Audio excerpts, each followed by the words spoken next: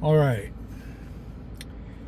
here we go. After 5 years of EV ownership, I reckon it's time to document my experience. October of 2020, the height of COVID, I traded a beautiful 2010 Camaro Supersport LS3 manual 6-speed. I don't know, almost everyone responds with incredulity when I reveal this fact. I traded for a 2017 Chevy Bolt, white in color. It was a California lemon law buyback. I got an 8-year, 100,000 mile warranty with it. Base model, nothing fancy. I wanted to know what it was like to own and live with an EV. I was very impressed with the job GM did with the powertrain. I really tried to find fault with software and hardware. There are things I truly dislike about the Bolt, none having to do with engineering. How do I say this? The Bolt presents as a product of government mandates. That is to say, packaged as though GM wanted the Bolt to fail. That's not exactly a new idea. I get that many of my dislikes can be attributed to keeping the price down. Well, maybe. In retrospect, I should have kept it. But I had learned what I was wanting to understand. About my original Bolt, long history of being picked up on the side of the road, dead, like nobody knew how to charge it or something. I looked at the service history. It read like a story of an unloved, unwanted vehicle. It was a fleet service customer. Looks like I got it.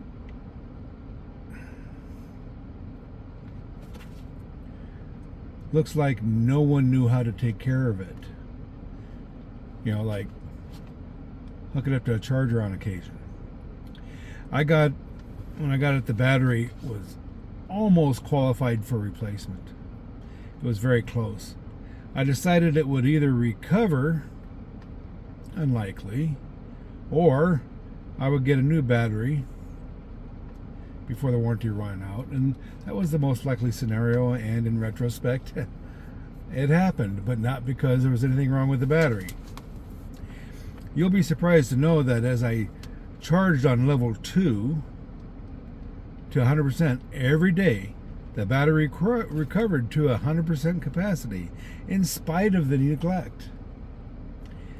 I think it was only a matter of months, and I traded it off for a car my wife would enjoy, a Hemi Charger with aftermarket exhaust. Shortly thereafter, I took over payments on a Chevy Bolt, a 2017. This car obliterated range anxiety, and oddly enough, given the choice of the Hemi or the Volt for passing a fuel tanker in the hills, I will take the Volt every time. I know it sounds crazy. The Volt wasn't perfect. If I lived in town, it would have seemed nearly perfect. I work 40 miles from my front door, so I could drive to work on battery, but come home on gas. I was pissed every day after getting home. I needed at least 30 kilowatts of battery. The Bolt's 60 kilowatt allowed me to charge every other day if I wanted, but I didn't want. Of course, I forgot a couple of times, but that's another story. The real reason I abandoned the Bolt seems silly to some. I wanted all that torque at the rear wheels. First, let me tell you about an experience I couldn't shake. I live 10 miles off of Highway 191. It used to be called 666. That's another story too. A very curvy mountain road, windiest road in America according to some sources. All year round, car clubs and motorcycle clubs can be seen going up and down the trail. It's called the Coronado Trail. I decided to see how often or how far I could make it up and get back without stranding myself. There's still no fast charging available between I-10 and I-40 on the eastern edge of Arizona. So I headed up. This was early in my ownership experience, and the Bolt battery, still recovering, showed 180 miles of range. So I decided to limit my trip to 90 miles. So 90 miles up the trail, that way I could be sure to make it home. 90 miles found me at Hannigan Meadows. Cabins and store, a popular destination, 27 miles short of Alpine. I didn't dare go over the hill to Alpine. So I turned around with 90 miles range left, and I got back to Morenci, still showing 90 miles range. What sort of witchcraft is this? This was, I think, November of 2020.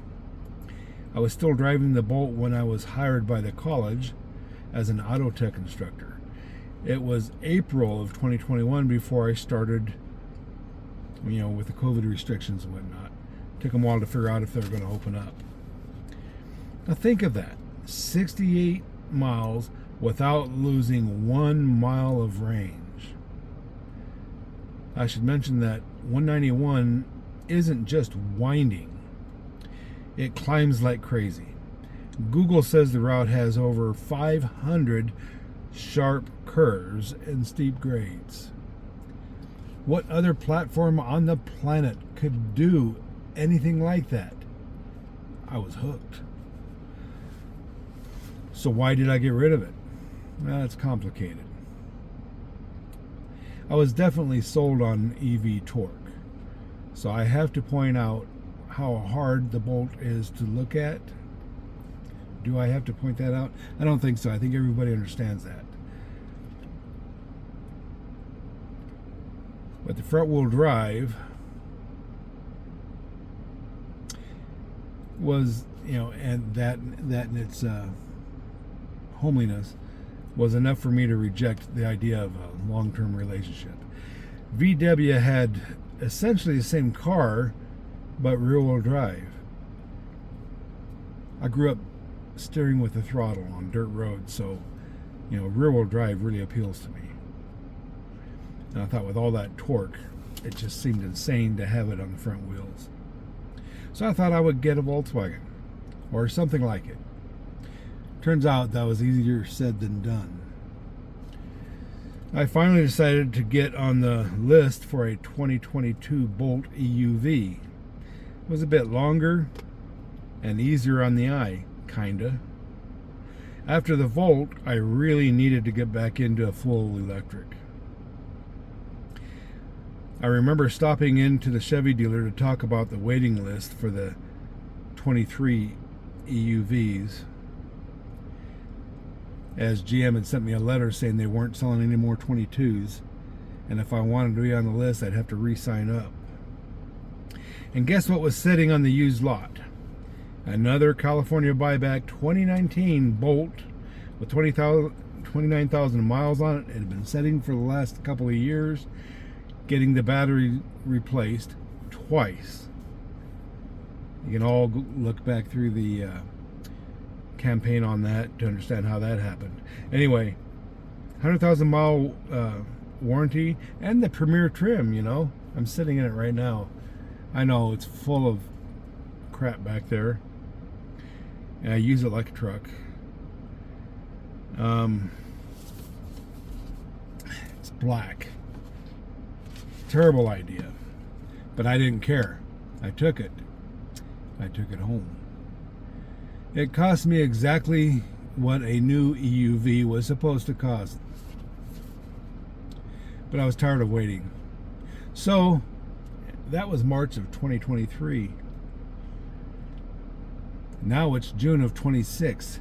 The new Bolt has 141,000 miles on it. I drive it 50. Oh, I drive it 500 miles a week, It cost me about $80 to $90 a month for electricity. It's my third set of tires. I have been to Willow Springs, California. DC fast charging in California, particularly the Antelope Valley, needs help.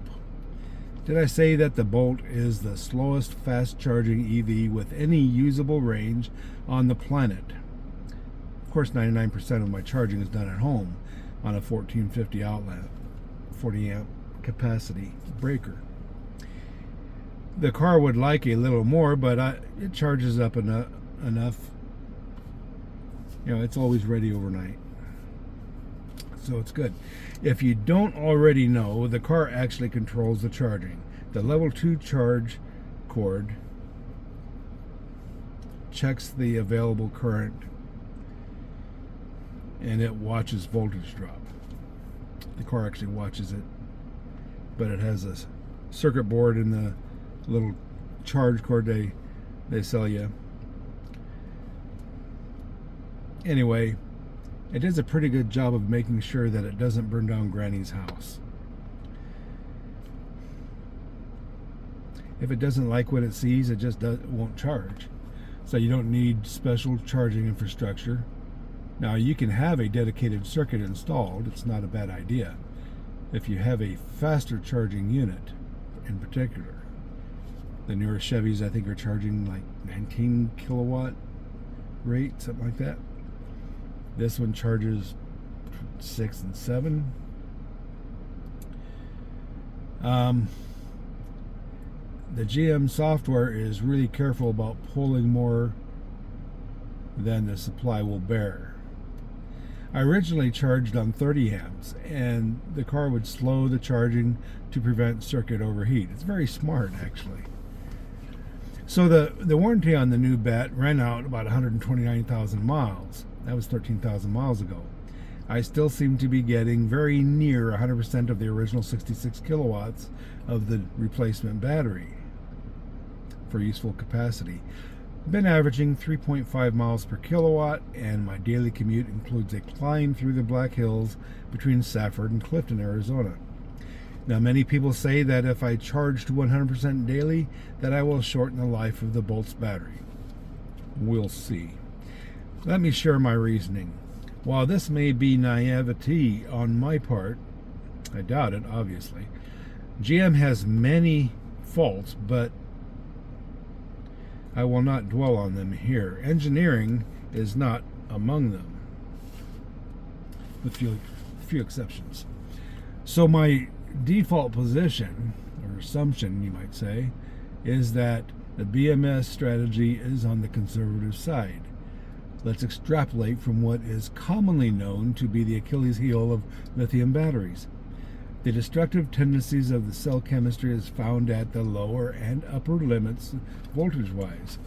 So it doesn't take a rocket scientist to say, hey, let's set the upper and lower limits to stop short of the limits, building in a cushion to protect the bottom line. Bottom line, the lawyers are always worried about liabilities. And this is not difficult to conceive of. That would be a prudent approach. Honestly, if my first Bolt bat had continued to deteriorate, I would not be taking this position. But it did recover. Its capacity came back to what it was advertised new. All while charging to 100% and many drawdowns into the orange charge soon zone, called the danger zone. If the engineers had not built in that cushion, there is no way that battery would have survived. I hope this justifies my confidence, and the last 130,000 miles have just strengthened this belief. Let me add at this point that the Bolt is not using the new Ultium chemistry. The 2017 to 23 Bolt uses the nickel manganese cobalt chemistry, NMC. So it's still lithium ion, but the 27 Bolt is slated to get the LiFePO4 chemistry, which is lithium iron phosphate, built by CATL, the Chinese company. I have followed the development of the LiFePO batteries since about 2004. An American company, Altair, developed the chemistry and was building factories in Nevada and Indiana. I'm pretty sure that's where it was. Anyway, the U.S. Navy contracted them to retrofit their nuclear fleet. They have to have batteries to absorb and release energy, kind of like an accumulator. And Altair then disappeared, and next thing you know, the Chinese wound up with the technology. Correct me if I'm wrong, anybody out there. Anyway, I have several Chinese LiFePO cells, and they are forgiving and robust. Great discharge curve, slightly less energy dense than an NC, but the LiFePO 4 is the new Ultium battery. Even Tesla uses them outside the US. I look forward to retrofitting the Bolt Ultium battery when my current battery loses significant range. Let's review my day trip in the Bolt of June 13th, 2026. I got up at 2 a.m., left the house about 2:38 a.m. from Sheldon, Arizona. The destination was a gathering at Jackrabbit, Arizona, west of Joseph City on I-40. It used to be a stop on Route 66 before the I-40 bypassed it. So in celebration of Route 66, the 100th anniversary of the Mother Road, the route goes from Chicago to Santa Monica, California. My planned route was dictated by the availability of DC fast charging along the way. Let's check some stats. Range is 204 miles.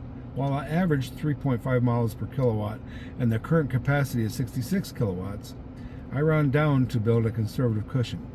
3.4 kilowatts per mile and 60 kilowatts available equals 204 miles. And as weather and climate control, I leave it on all the time, is a factor, as well as terrain. I do not generally plan on 200-mile stops. Let's be honest, I have had to go as much as 50 miles to find charging when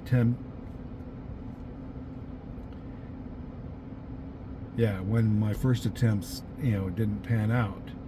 I use Electrify America mostly. Generally good service, but I would be lying if I said it was 100% reliable. So when traveling to places the Bolt has never gone, I tend to plan conservative, as I am not a great fan of walking. I charge to between 70 to 80% when DC fast charging, sometimes less. 80% of 66 kilowatts is 52 kilowatts or 150 miles. So a realistic range between DC fast charging is 100 miles. If I go up the Coronado Trail from Sheldon, there are 0 fast charging opportunities until I reach Winslow, Arizona. 260 to 275 miles. Not an option. This forces me to go west towards Phoenix. 122 miles from home, I get to Globe and charge from 26% to 76%. I put in 42 kilowatts for $10.36. The charging session goes from 4:46 a.m. to 5:35 a.m. Then north to Show Low, 88 miles through the Salt River Canyon. Arrived Show Low at 7:26 a.m., charged till 8:35. I took on 33 kilowatts for $13.11. That took me from 32% to 83% charge. Before we leave Show Low, I have somewhat to say about the experience. After roughly 2 hours of driving up the canyon to Show Low, it's definitely a welcome sight. The charging station is in the parking lot of the City Hall complex. I had a miserable time finding a restaurant. During the week, during business hours, they do have bathrooms there, but that early in the morning, and particularly on a Saturday, it was locked. So I won't go through the whole challenge of finding a bathroom in a strange town, but I finally found the Circle K and was grateful for it. Anyway, by the time I returned to the car, it was charged to 83%, so off I went. 64 miles to Jackrabbit. I had a good time. This car show, meeting new people, a lot of great craftsmanship. About half an hour to Winslow, 18.3 kilowatts, $9.01. Took half an hour to charge from 49 to 74%. I had been wanting to try crossing the gap east-west or west-east in the north area of the Mogollon Rim. Now was my chance. Drop down to Sholo, use the restroom first, then hook up to the charger. Charge up to an indicated 205 miles of range, and go home through Alpine and down the trail to home. It's 191 miles. All I had to do was make it to Alpine with 50 miles left on the range meter, and I could literally coast home. Sholo to Alpine is 73 miles. Alpine to Morenci is 105 miles, and Morenci to Sheldon is roughly 30. I left Sholo at 9:15 p.m. after charging from 24 to 85%. 41 kilowatts for $16, showing 205 miles of range. I arrived at Alpine at 10:46 p.m., showing 126 miles of range. From Alpine, I climbed up the mountain, breaking over the top, and reaching Hannigan Meadows on the other side, showing 124 miles of range left. Yes, only lost 2 miles of range in roughly 30 miles. I had to stop for a nap. It was a long day, very windy road. I awoke about 2:30 a.m., continued down the trail, made Morenci Pit Overlook at 4:43 a.m., showing 158 miles of range. This thing was making energy like crazy. Home by 5:26 a.m., showing 108 miles of range left. Think of it. I wrote, wow. I used 97 miles of range while traveling 191 miles. Regenerative braking is the silent hero in this saga. Regen! Exclamation point. And the Bolt does it great. 565 miles, 145 kilowatts, $48.48. That's all DC fast charging. If I did that at home, it would cost me $14.50. The next challenge is Winslow to Sheldon. We'll try that maybe in August. Anyway, let me just say that, yes, Regen is the star of the show. I've driven some other electric vehicles without as robust a Regen program, the options. I'm going to talk to some more people with different EVs and see what they have to report on the Regen. But I've got to say, the Regen is what hooked me. There's no ICE car on the planet that can make fuel going downhill. And that is something to think about.